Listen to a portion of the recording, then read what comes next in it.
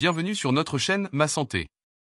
Aujourd'hui dans cette vidéo nous allons parler des causes d'embolie pulmonaire. L'embolie pulmonaire est une condition médicale grave caractérisée par l'obstruction soudaine d'une artère pulmonaire ou de l'un de ses branches par un caillot sanguin ou un autre matériau.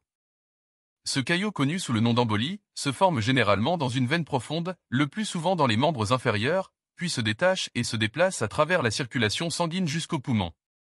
Une fois dans les poumons, l'embolie bloque partiellement ou totalement l'écoulement sanguin, ce qui entraîne une diminution de l'oxygénation des tissus pulmonaires. Les conséquences peuvent varier en fonction de la taille du caillot et de l'étendue de l'obstruction, allant d'une diminution modérée de la fonction pulmonaire à une insuffisance respiratoire aiguë ou même à la mort. La première cause dont nous allons parler est phlébite profonde. La phlébite profonde, également connue sous le nom de thrombose veineuse profonde, est une condition caractérisée par la formation d'un caillot sanguin dans une veine profonde, généralement dans les membres inférieurs. Si ce caillot se détache, il peut voyager vers les poumons, provoquant une embolie pulmonaire. La phlébite profonde est souvent causée par des facteurs tels que l'immobilisation prolongée, la chirurgie, les traumatismes, les antécédents familiaux de troubles de la coagulation ou certaines affections médicales.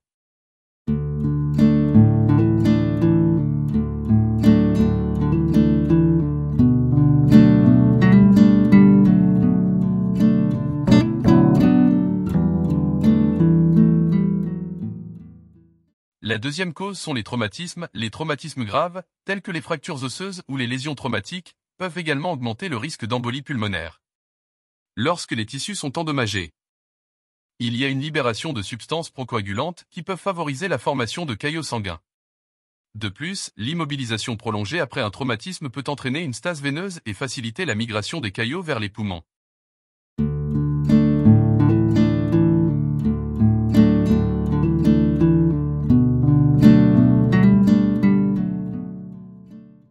La troisième cause sont les cancers. Les patients atteints de certains types de cancers, en particulier les cancers du poumon, du sein, de l'estomac et du pancréas, présentent un risque accru d'embolie pulmonaire.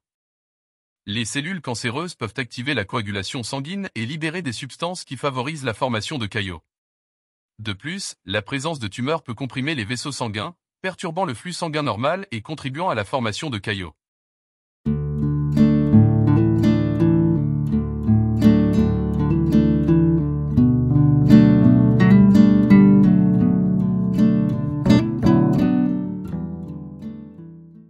La quatrième cause est le voyage prolongé. Les voyages prolongés, en particulier les voyages en avion, peuvent augmenter le risque d'embolie pulmonaire.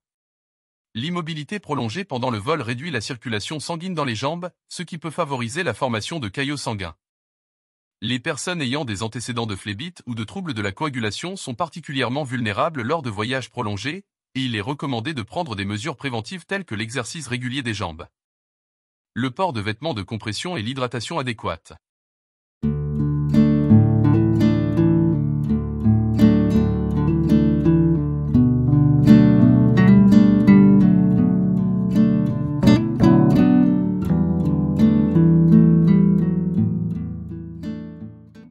La cinquième cause sont les maladies inflammatoires. Certaines maladies inflammatoires, telles que la polyarthrite rhumatoïde ou la maladie de Crohn, sont associées à un risque accru d'embolie pulmonaire. L'inflammation chronique dans le corps peut activer les voies de coagulation sanguine et augmenter la propension à la formation de caillots. De plus, certains traitements utilisés pour gérer ces maladies, tels que les corticostéroïdes, peuvent également augmenter le risque d'embolie pulmonaire. Le diagnostic de l'embolie pulmonaire repose sur une combinaison de symptômes, d'examens physiques, d'analyses sanguines et d'imagerie médicale, telles que la scintigraphie pulmonaire ou la tomodensitométrie thoracique. Le traitement de l'embolie pulmonaire vise à dissoudre ou à retirer le caillot sanguin, à prévenir la formation de nouveaux caillots et à soulager les symptômes respiratoires. Il peut inclure l'utilisation d'anticoagulants, de thrombolytiques, d'oxygénothérapie, voire une intervention chirurgicale en cas de situation critique. Il est essentiel de prendre l'embolie pulmonaire au sérieux, car elle peut entraîner des complications graves et mettre la vie en danger. Une intervention médicale précoce est cruciale pour un pronostic favorable. Il est donc important de reconnaître les signes et symptômes tels que la douleur thoracique, l'essoufflement, la toux avec ou sans sang et de rechercher une assistance médicale immédiate si de tels symptômes sont présents. Merci d'avoir regardé la vidéo. N'hésitez pas à aimer et commenter sur nos vidéos, je vous invite à vous abonner à notre chaîne et à activer la cloche pour recevoir et ne manquer aucune de nos nouvelles vidéos. Votre soutien nous encourage à continuer à créer du contenu qui vous intéresse.